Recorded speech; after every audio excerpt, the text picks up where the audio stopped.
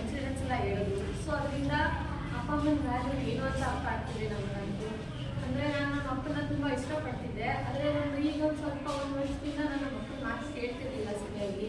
ತುಂಬ ಎದುರುತ್ತಾ ಕೊಡ್ತಿದ್ದೆ, ಅಮ್ಮನ ಮರ್ಯಾದೆ ಕೊಡ್ತಿದ್ದೆ, ತಿರ್ಸಿ ಮಾತಾಡ್ತಿದ್ದೆ.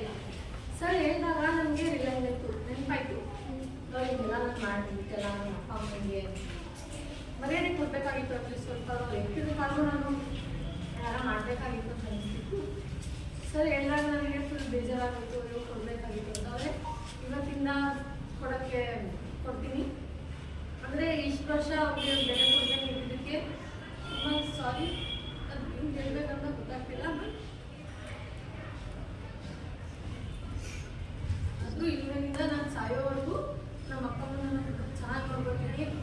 ಯಾರೇ ಏನೇ ಬಂದಂದ್ರೂ ನಮ್ಮ ಅಪ್ಪ ಅಮ್ಮನ ಬಗ್ಗೆ ನಾನು ಕೇರ್ ಮಾಡಲ್ಲ. ನನಗೆ ನಮ್ಮ ಅಪ್ಪ ಅಮ್ಮನ ಬಗ್ಗೆ ಏನಂತ ನನಗೆ ಚೆನ್ನಾಗಿ ಗೊತ್ತು. ನಾನು ನಮ್ಮ ಅಪ್ಪ ಅಮ್ಮನ ನಾನು ಸಾಯೋವರೆಗೂ ಪ್ರತಿ ಕ್ಷಣ, ಪ್ರತಿ ನಿಮಿಷ, ಪ್ರತಿ ದಿನ ನಾನು ನಮ್ಮ ಅಪ್ಪನ ಚೆನ್ನಾಗಿ ನೋಡ್ಕೊತೀನಿ. ನಮ್ಮ ಅಪ್ಪ ಅಮ್ಮನ ಸರ್ ಹೇಳಿದ ಮಾತು ನನಗೆ ನಿಜವಾಗ್ಲೂ ಇಷ್ಟ ಆಯಿತು.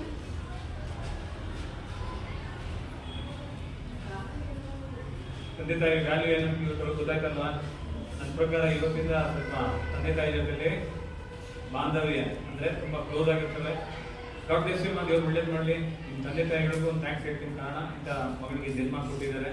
ನೀವು ತಂದೆ ತಾಯಿಗಳು ಮೇಡಮ್, ನಿಮ್ಮ ತಂದೆ